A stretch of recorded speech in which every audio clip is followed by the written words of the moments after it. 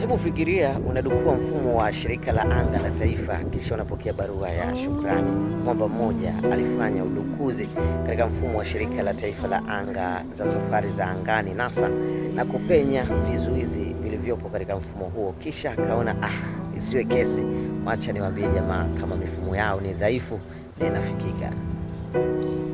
Basi baada ya tukio hilo NASA Septemba 24 mwaka 2024 wakampongeza kwa juhudi zake za kutambua njia ambazo zinaweza kutumiwa na uhalifu kufikia mifumo hiyo.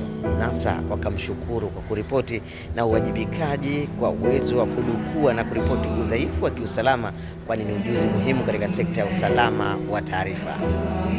NASA wakamwambia, taarifa yako imesaidia kuongeza uelewa wa NASA kuhusu udhaifu ambao usingejulikana na kusaidia kulinda uadilifu na upatikanaji wa taarifa za NASA.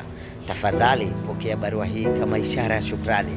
Je, wewe ungedukua mifumo, ungetoa taarifa?